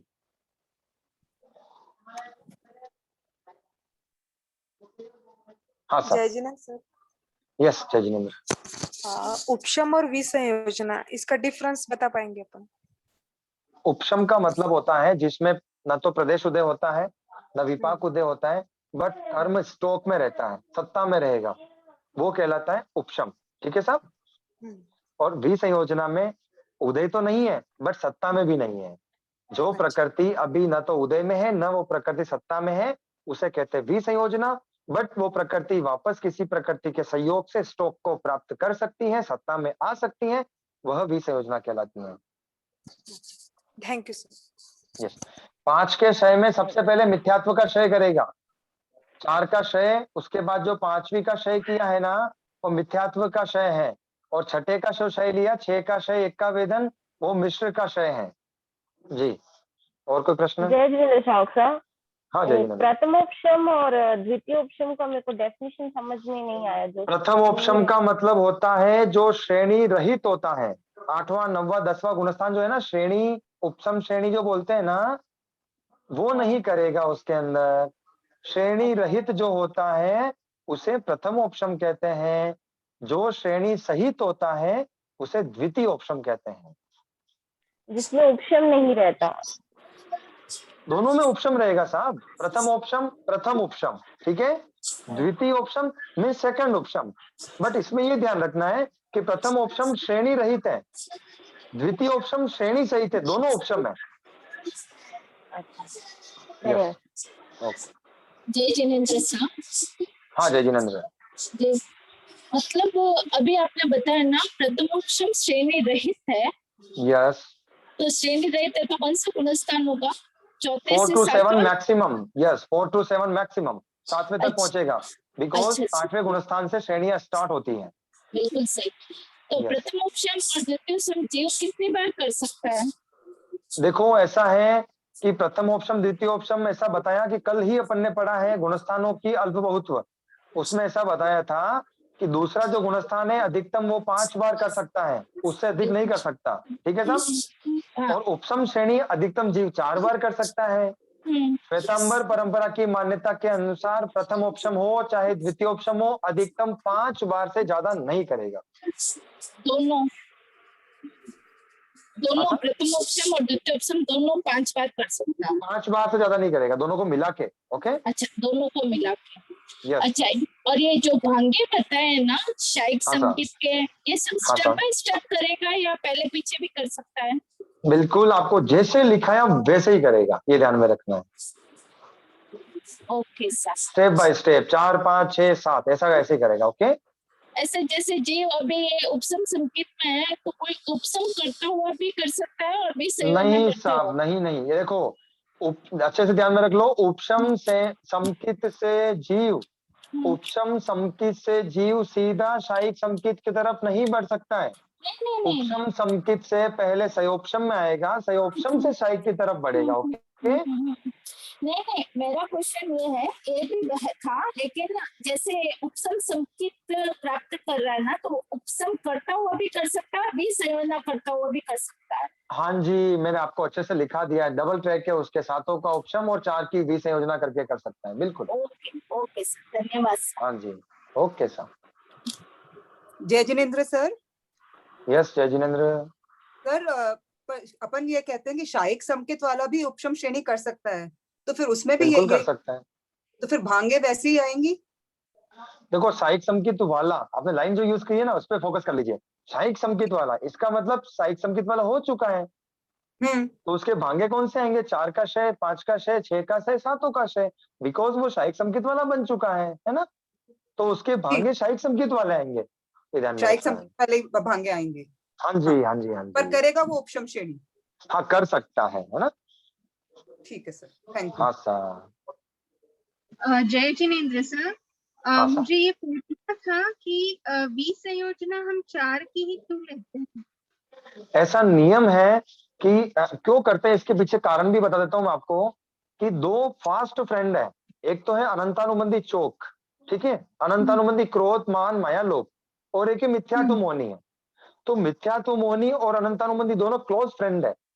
इनमें से मिथ्यात्व अगर अनंतानुबंधी का क्षय कर दिया लेकिन मिथ्यात्व का क्षय नहीं किया है, जैसे एग्जाम्पल के लिए हाथ में रस्सी को पकड़ा है और रस्सी बंधी है बाल्टी से, बाल्टी को फेंका कुएं के अंदर, बहुत गहरा कुआं था लेकिन रस्सी हाथ में है, तो वो मिथ्यात्व रूपी जो रस्सी हाथ में है ना, वो उस बाल्टी को वापस बाहर खींच लेगी, मिथ्यात्व पुनः उस अनंतानुबंधी को सत्ता को प्राप्त करा देगा। लेकिन रस्सी को छोड़ दिया है तो मिथ्यात्व का क्षय करते ही अनंतानुबंधी वापस कभी भी सत्ता में नहीं आएगी। ये ध्यान में रखना है कि मिथ्यात्व उसका क्लोज फ्रेंड है, और ऐसी प्रकृति अनंतानुबंधी कषाय ही है, जो प्रकृति, ऐसी प्रकृति वो ही है जो प्रकृति पुनः सत्ता को प्राप्त हो सकती है, क्योंकि उसका फास्ट फ्रेंड अगर रहा तो उसको सत्ता में लेके आ जाएगा। ये ध्यान में रखना है। फिर वो जीव को सिर्फ उपशम ही कर पाएगा, वो आगे शायिक संकेति की तरफ बढ़ ही नहीं पाएगा। बिल्कुल उस समय क्योंकि नहीं बढ़ पाएगा, उस समय नहीं बढ़ पाएगा, बिल्कुल साहब नहीं बढ़ पाएगा। लेकिन फिर वो आगे ये अगर वो जीव मतलब काल सकता है या कुछ मतलब हो जाता है, तो फिर आगे अगले भाव में कर पाएगा। ऐसा तो अपन बीस निश्चय नहीं कह सकते हैं शाविका जी, क्योंकि मान लीजिए वो अभी अभी शुक्ल पक्षी बना है और अभी अभी उसने समकित की प्राप्ति की है, तो शायिक समकित तो अभी करेगा ही नहीं, ये ध्यान में रख लीजिए अच्छे से, क्योंकि उसको अच्छा देशोन और अर्धपुद्गल परावर्तक काल बाकी है। अच्छा तो शायिक समकित अगर प्राप्त कर ली ना, तो 4 भाव में तो मोक्ष ही है, नियम है, ये ध्यान में रखना है। 4 ठीक भाव है। मैक्सिमम, ये ध्यान में रखिए। कहीं कहीं ग्रंथों में अब और ज्यादा भाव भी आते हैं, लेकिन अभी जो प्रचलित धारणा है, वायु का बंध नहीं किया तो उसी भाव में, बंद किया तो 3 भाव में और 4 भाव में मोक्ष जाता है शायिक समकित वाला जी। हाँ, और कोई प्रश्न है? जय जिनेन्द्र साहब। हाँ साजय हाँ। जिनेन्द्र। सर ये त्रिपुंज का एक बार वापस समझाएंगे, त्रिपुंज में वो क्या करता है जी? त्रिपुंज, 3 हम्म। पुंज कर देना, 3 टुकड़े कर देना, किसके? मिथ्यात्व के। यानी जब समकित प्राप्त करने के लिए जीव आगे बढ़ रहा है, उसके भावों की विशुद्धि इतनी अच्छी हो जाती है कि अध्यवसाय से वो मिथ्यात्व को 3 भागों में तोड़ देता है, उसे त्रिपुंज कहते हैं। और वो त्रिपुंज कौन से होते हैं? एक तो मिथ्यात्व मोहनी है, एक समकित मोहनी और एक मिश्र मोहनी। ठीक है सर? ठीक है सर, थैंक यू हाँ सर। जी, यस। और कोई प्रश्न?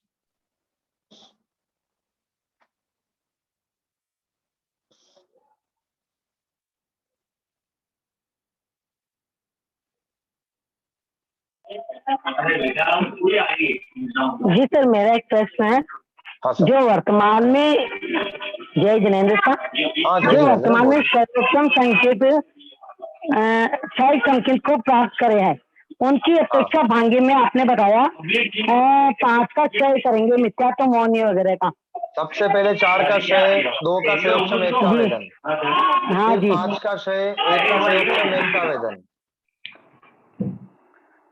जय जिनेन्द्र साहब, मैंने उनको म्यूट कर दिया। अब आप उनका सवाल, उनका आंसर दे दीजिए, फिर अपन नेक्स्ट क्वेश्चन हाँ पे ओके। लेते हैं, क्योंकि उनकी बहुत आपने आवाज आ रही प्रश्न पूछा कि 5 का क्षय किया ना, तो उसके लिए बोलेंगे जो वर्तमान में संयोक्षम समकिति है, आगे चल करके शायिक समकित कर रहे हैं, तो 4 का क्षय पहले करेगा, फिर 2 का संयोक्षम रहेगा, उसके बाद 1 का उसका 1 का उद्वेदन रहेगा, फिर 5 का क्षय, 1 का संयोक्षम, 1 का वेदन, 6 का क्षय, 1 का वेदन, फिर 7 का क्षय।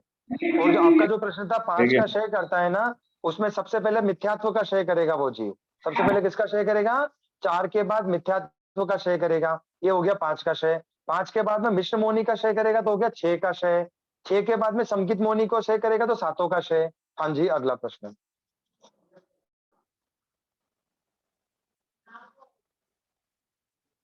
भांगे क्यों सीखते हैं डॉक्टर सोनाली जी बिरयानी, कि भांगे जो है किस प्रकार से जीव समकित की प्राप्ति करता है। सबसे पहले ये ध्यान में रखना है कि भगवान ने अपने अतिशय ज्ञान में देखा कि ये लोग किस किस तरीके से समकित को प्राप्त कर सकते हैं, कैसे कैसे समकित की प्राप्ति हो सकती है।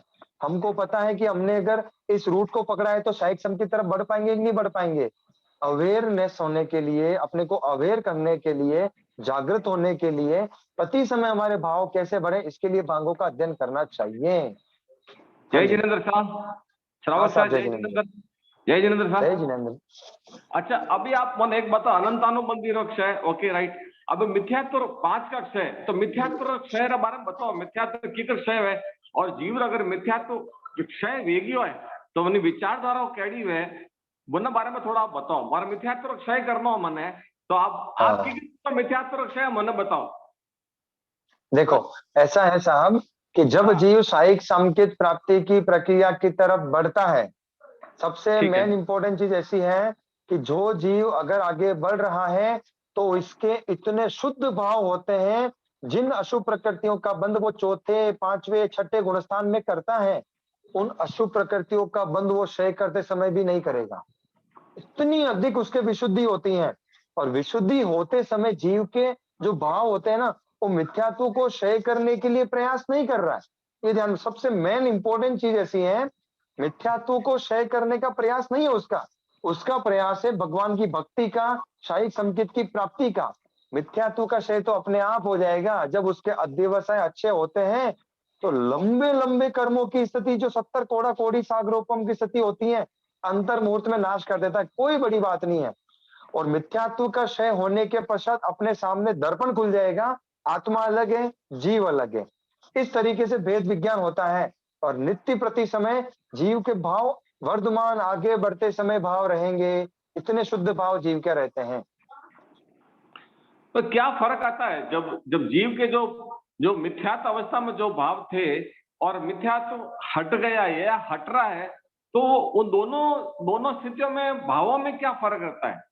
भावों का ही खेल है कि मिथ्यात्व में था तब तो उसके विपरीत श्रद्धा थी भगवान के वचनों पर, और जब वो सम्यक दृष्टि बने में आ गया तब उसकी भगवान के प्रति श्रद्धा हो चुकी है।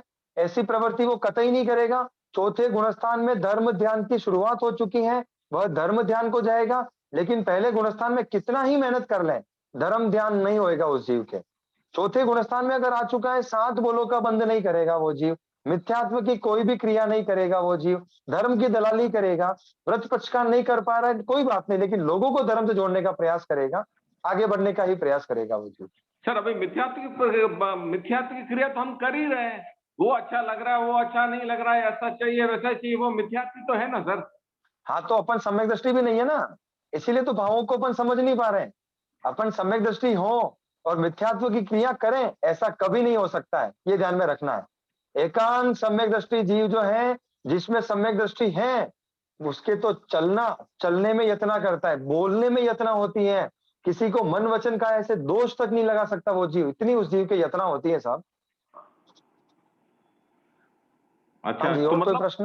हाँ साहब। अभी आप तीन भागों में विभक्त कर रहे हैं। एक तो जो है वो ग्रंथि भेद और फिर अपूर्वकरण और अनिवृत्तिकरण, जो अंतकरण करता है, अंतकरण के बाद में सम्यक दर्शन की प्राप्ति होती है। बिल्कुल, अनिवृत्तिकरण बीतने के पश्चात समकित की प्राप्ति करता है। अनिवृत्तिकरण जैसे ही खत्म होगा और वो जीव अंतरकरण में प्रवेश कर जाएगा, समकित की प्राप्ति कर लेगा। बिल्कुल सही बात है। अच्छा। जय जिनेन्द्र साहब। जय जिनेन्द्र। ये जो आप बताए हैं कि शायिक समकित वाला उपशम श्रेणी कर सकता है, शायिक समकित वाला, तो उसमें इसका चौथा भांगा नहीं होगा फिर 7 का क्षय वाला? 7 का क्षय वाला तो होगा ना, ये हमने बताया था आपको कि 7 का क्षय का डायरेक्टली होगा। उपशम श्रेणी में भी 7 का क्षय चलता? बिल्कुल उपशम श्रेणी में 7 का क्षय से आगे बढ़ सकता है। इवन 11वें गुणस्थान में रहा हुआ जीव 7 का क्षय वाला हो सकता है। बिल्कुल सत्य बोल रहे हैं आप। अच्छा, ओके। और जो इनकी स्थिति है ना, ये भांगों की स्थिति भी तो होती होंगी ना? हाँ, अधिकांश भांगों की स्थिति जगन्य उत्कृष्ट अंतर्मुहूर्त है। 1-2 भांगे की है जो आप, मैं लिखा देता हूँ भले आपको, कि जो 4 की विसंयोजना, 2 का संयोगक्षम, 1 का वेदन था ना, चेक कर लीजिए एक बार। 4 की विसंयोजना, 2 का संयोगक्षम, 1 का वेदन, उसकी स्थिति अगर इसमें रहे तो अधिकतम 66 सागरोपम जाजेरी हो सकती है। ठीक है, ओके। एक तो ये वाला, और एक 6 का संयोगक्षम, 1 का वेदन, 6 का संयोगक्षम, 1 का वेदन, इसकी भी कितनी हो सकती है? 66 सागरोपम। और जो मैंने आपको भी बताया था 4 की विसंयोजना, 2 का संयोगक्षम, 1 का वेदन, इसकी भी 66 सागरोपम हो सकती है। ध्यान में आ गई बात जी।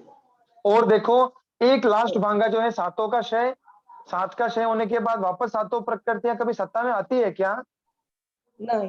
नहीं आती है। तो ये भांगा सादी अनंत रहेगा। और इन सभी भांग, इसके सिवाय सभी भांगे जगन्य उत्कृष्ट अंतर्मुहूर्त के होते हैं। ठीक है साहब? शादी अनंत, एक बार शादी हो गई तो अनंत काल तक यही भांगा रहेगा। अनंत। हाँ, बाकी सभी भांगे जगन्य उत्कृष्ट अंतर्मुहूर्त के रहेंगे। और इनके गुणस्थान भी होते होंगे सर? हाँ, गुणस्थान तो मोस्टली 4 से 7 ही है। 1 का वेदन वाले है ना, जिनमें भी 1 का वेदन है, 4 से 7। अच्छा।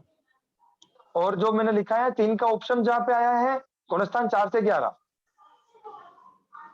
ठीक है, और मुझे आप अभी समय, और भी प्रश्न बहुत सारे हैं, और भी प्रश्न बताइए साहब, कोई प्रश्न हो तो। ओके जी। जय जिनेन्द्र सर। आपने वो लिखाया था ना, 4 लाइन का दिया था लास्ट में, भांगे कर लिख लो करके, 1 का वेदन, क्षयक्षम संकित का भांगा। फिर 3 का वेदन, 3 का क्षय उपशम, ये उपशम संकेत का भांगा।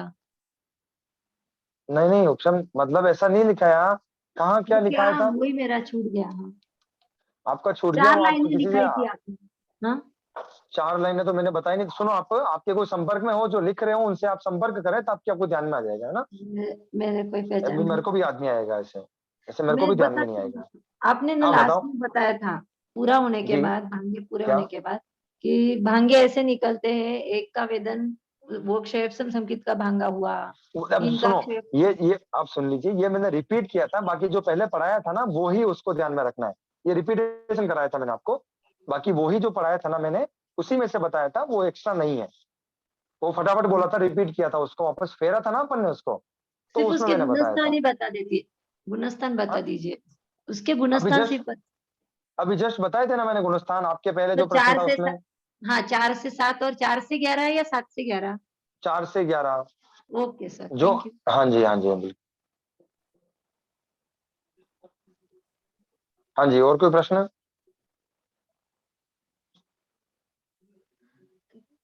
द्वितीय उपशम में कौन सा गुणस्थान है सर? द्वितीय ऑप्शन में जो गुणस्थान है, वो गुणस्थान आएगा साहब 4 से 11। द्वितीय ऑप्शन के दोनों भागों में गुणस्थान 4 से 11। ओके सर, थैंक हाँ यू। सर, और कोई प्रश्न? जय जिनेन्द्र सर। जय जिनेन्द्र। हाँ सर।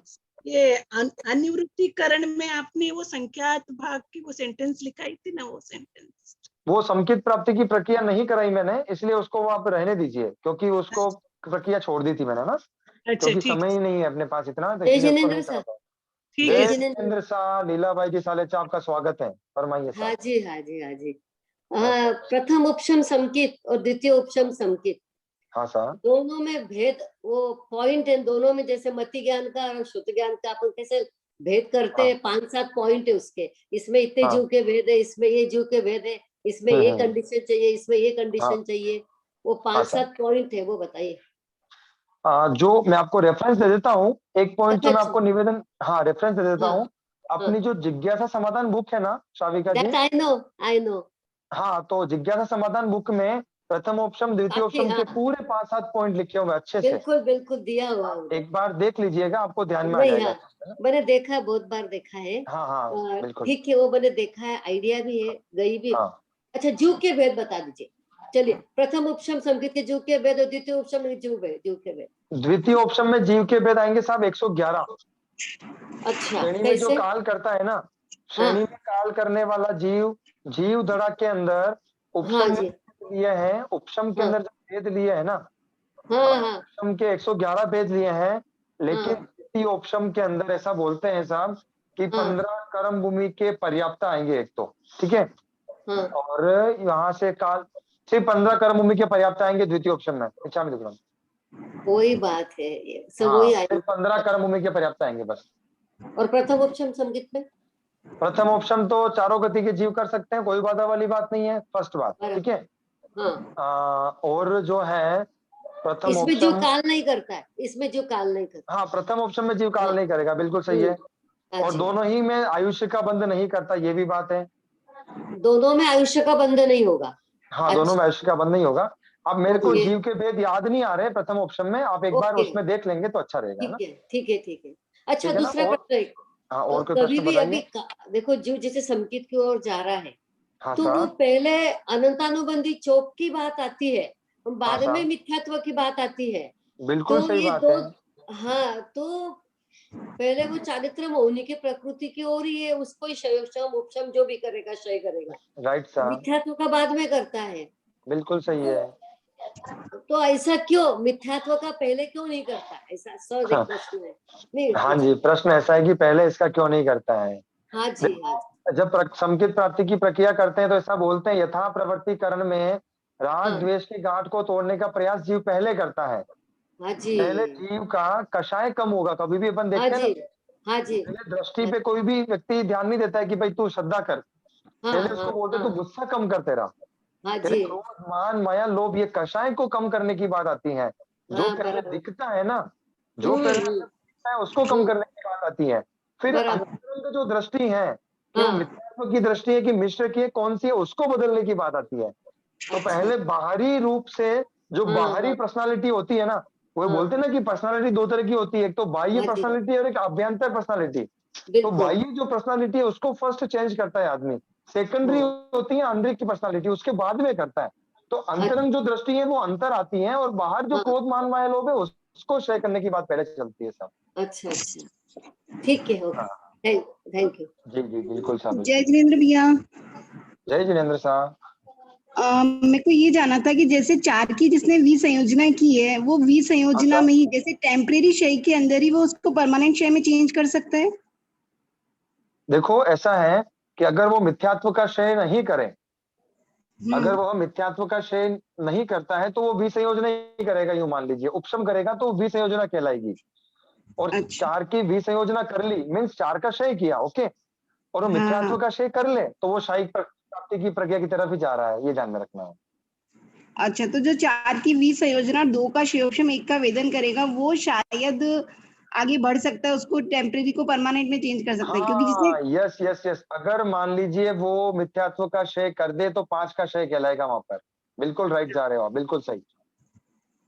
हाँ, क्योंकि अगर जिसने 4 की विसंयोजना अगर 2 का उपशम किया है ना, वो तो आगे जा नहीं सकता, उसने तो उपशम ही किया है। चांस ही नहीं है, बिल्कुल चांस नहीं है साहब, बिल्कुल चांस नहीं है। वो फिर तीसरी का उपशम कर देगा तो द्वितीय उपशम बन गया, और उस उपशम से पुनः वो सयोपशम को प्राप्त करके फिर शायिक संकेत की ट्रैक पकड़ेगा, ये ध्यान में रखना है। तो यानी हम इसमें ये एक मानते लाइन और चलेंगे बोलता हूँ मैं कि आपको, इसमें आप एक लाइन और ध्यान में रख लीजिए, आपको हर चीज क्लियर हो जाएगी। जिस जीव का टारगेट उपशम संकेत को प्राप्त करने का है, ध्यान में आ रहा है, अच्छे से लिख लेना, याद कर लो। जिस जीव का टारगेट उपशम संकेत को प्राप्त करने का है और वो अध्यवसाय की विशुद्धि से 4 का क्षय कर ले, मैं रिपीट कर रहा हूं, जिस जीव का टारगेट उपशम संकित का करना है, इसका मतलब वो 3 का उपशम करेगा ही, ये ध्यान में रखना, ठीक है। जिस जीव का टारगेट उपशम संकित करने का है और वो 4 का क्षय कर दे तो उसके क्षय को विसंयोजना कहना है, क्योंकि आगे जाकर के उपशम कर रहा है। सुमन जी सिंघवी मेरी बात बिल्कुल समझ चुके हैं, मैं क्या कहना चाह रहा था। लास्ट लाइन क्या बोली सर आपने? जिस जीव का टारगेट उपशम संकित करना है, इसका मतलब है 3 का उपशम करेगा नियमा। हाँ, नियमा 3 का उपशम करेगा तो वो अध्यवसाय की विशुद्धि से 4 का क्षय कर दे तो उसके 4 के क्षय को विसंयोजना कहना है। अच्छा अच्छा, विशुद्धि से और जिसका टारगेट शायिक संकित प्राप्ति की तरफ बढ़ना है और वो 4 का क्षय कर दे तो उसका 4 का क्षय ही कहना है, क्योंकि आगे जाकर वो क्षय करेगा, सेम। बहुत अच्छा सर, पहली बार मांगे इतने एकदम क्लियर हुए, बहुत बहुत धन्यवाद। हाँ, थैंक यू। और कोई प्रश्न साहब? जय जिनेन्द्र साहब। जय जिनेन्द्र। जय जिनेन्द्र सर। जय जिनेन्द्र सर, शाश्वतन संकित में, हाँ, सर शाश्वतन संकित में 4 का उदय, 2 का उपशम और 4 का अनुदय, 3 का उपशम ऐसे भी भाग्य मिलते हैं क्या? हो सकता है, या तो 4 का उदय 3 का उपशम ही मिलेगा जब वो त्रिपुंज वाला गिरेगा तब, ओके। और अगर त्रिपुंज नहीं किया है और एक मिथ्यात्व का उपशम करके गिर गया है तो 4 का उदय और 1 का उपशम, 2 भागे मिलेंगे। 4 का उदय, 3 का उपशम, 4 का उदय, 1 का उपशम, बस 2 ही भागे मिलेंगे। और 4 का अनुदय, 3 का उपशम, ये भांगा नहीं मिलेगा सर? अनुदय तो हो ही नहीं सकता, क्योंकि दूसरे गुणस्थान में तो नियम अनंतानुबंधी का उदय है, तो अनुदय नहीं बोल सकते हैं। जय जिनेन्द्र साहब। जय जिनेन्द्र साहब।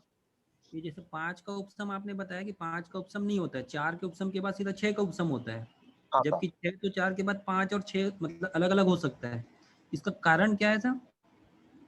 इनके परिणाम ऐसे होते हैं भाई साहब कि वो जब मिथ्यात्व और मिश्र उपशम संकित प्राप्ति की प्रक्रिया की तरफ बढ़ता है तो प्रकृतियों का एक साथ उपशम कर लेता है, बस ये परिणामों की बात है। और क्षय की परिणामों में ये है कि वो क्रमशः करता है, बस परिणाम विशेष की बात है, कोई विशेष यहाँ पर बात नहीं है जी। और आपने कर लेता है और उसका क्रमशः करता है। जी। और आपने मिश्र गुण स्थान के भांगे नहीं बताए? गुण स्थान के भांगे नहीं बनते हैं, ये ध्यान में रखना है। मिश्र गुण स्थान के भांगे नहीं बनते हैं, यहाँ पर संकित के ही भांगे बनते हैं। शाश्वतन संकित है तो उसका भांगा बता दिया। जी सर, ठीक है सर। बहुत बढ़िया, बहुत तन्मयता से पढ़ रहे हैं। हमारी जो पुरुष लोग हैं बहुत कम पढ़ते हैं, लेकिन आप पढ़ा रहे हैं, बहुत अच्छी खुशी की बात है। हाँ जी, और बताइए कोई प्रश्न? हाँ, प्रणाम जय जिनेन्द्र सर। जय जिनेन्द्र। उपशम संकित 5 बार आएगा कहा था ना आपने? उपशम संकित पूरे जीवन काल की अपेक्षा से जगन्य 2 भावों में आ सकता है, 2 बार, उत्कृष्ट 5 बार। बिल्कुल सर। हाँ, तो 5 बार यानी 4 तो श्रेणी द्वितीयोपशम में होगा ना, 1 प्रथम उपशम होगा, राइट? ऐसा है कि अपने को टैली करना है। अगर प्रथम ऑप्शन 2 बार कर चुका है तो द्वितीय ऑप्शन 3 बार ही करेगा, ठीक है। प्रथम ऑप्शन 4 बार कर चुका है तो द्वितीय ऑप्शन 1 बार ही करेगा। प्रथम ऑप्शन 1 बार कराया है तो द्वितीय ऑप्शन 4 बार करा लो, दोनों को मिला के 5 बार होगा, टैली करना है ना सर? अच्छा, तो यानी प्रथम उपशम भी इतना ही होगा ऐसा? हाँ जी, ऐसा ही होगा। अब एक इम्पोर्टेंट चीज आपको बोल रहा हूँ कि ये श्वेतांबर परंपरा की अपेक्षा से अपने को कथन समझना है। दिगंबर परंपरा में दिगंबर जो ग्रंथ है उसमें तो ऐसा बता रखा है कि सास्वादन गुणस्थान असंख्यात बार प्राप्त हो सकता है। हाँ वही, लेकिन कर्म ग्रंथ में भी ऐसा ही माना है ना शायद? क्या? नहीं सर, कर्म तो जो है हाँ, नहीं तो जैसे अच्छा नहीं, जैसे कहते हैं समझे संकित प्राप्त कर ली, त्रिपुंज भी बना लिया, फिर वो प्रथम गुणस्थान में आ गया, ठीक है। फिर मिश्र मोहिनी और संकित मोहिनी की उदुलना कर दी तो मिथ्यात्व में तो फिर वो दोनों रह ही नहीं सकता में, तो फिर वापस वो त्रिपुंज करेगा, यानी वापस उपशम संकित प्राप्त करेगा। बिल्कुल, आपके ज्ञान को हम प्रणाम करते हैं, आपने बहुत अच्छा अध्ययन किया है। बिल्कुल वो वापस त्रिपुंज करेगा क्योंकि सत्ता तो हट गई उससे। 26 तो फिर सत्ता वो वाला प्रथम उपशम रहा, तो यानी अनेक बार कर सकता है प्रथम उपशम, राइट? 2 बार हो गया ना प्रथम ऑप्शन, तो है ना भाई। आपने मतलब बार-बार भी कर सकता है। बिल्कुल ऐसा लगता है ना अपने को, तो इसीलिए मैंने आपको निवेदन किया है कि दिगंबर परंपरा की अपेक्षा से वो अनेक बार, असंख्यात बार कर सकता है। श्वेतांबर जो परंपरा है उसकी अपेक्षा 5 बार ही करता है। अब जो आपने स्टोरी बताई है ना कि 28 के सत्ता वाला में चला गया, उद्वेलना कर दी, 26 वाला हो गया और उसने पुनः त्रिपुंज 2 बार हो गया। अब आप उसको अगर श्वेतांबर परंपरा की अपेक्षा बिठाना है तो 3 बार उसको द्वितीय ऑप्शन करा दो और मोक्ष भेज दो, बस ऐसे बैठ जाएगा, कोई दिक्कत नहीं है ना। आप 4 बार उसको त्रिपुंज करा दो, कोई दिक्कत वाली बात नहीं है, ऐसा आराम से बैठ जाएगा। ऐसे मानना जी परंपरा के हिसाब से अपने को ग्रहण करना है जी। धन्यवाद। जय जिनेन्द्र भैया। हाँ जय जिनेन्द्र। ये जो 4 का उपशम, 2 का शैवशम और 1 का वेदन, इसमें आपने गुणस्थान 4 से 7 लिए हैं और 6 का उपशम और 1 का वेदन में 6ठा और 7वां गुणस्थान लिया, इसको कैसे समझना? 6 का सयोपशम, 1 का वेदन में किसने बोला 4 से 7 है साहब? बिल्कुल 4 से 7 है दोनों में ही। अच्छा ठीक है भैया। 6 का उपशम 1 का वेदन है। 6 का उपशम 1 का वेदन। उपशम 1 का वेदन में है 6ठा 7वां गुणस्थान।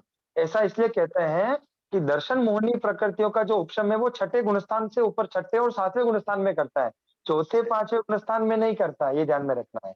6 का वेदन उसमें लिया है 6ठा और 7वां गुणस्थान, जिसने नहीं लिखा हो नोट आउट कर लेवे। 6 का 1 का वेदन 6ठा 7वां गुणस्थान। ठीक है भैया, धन्यवाद। और कोई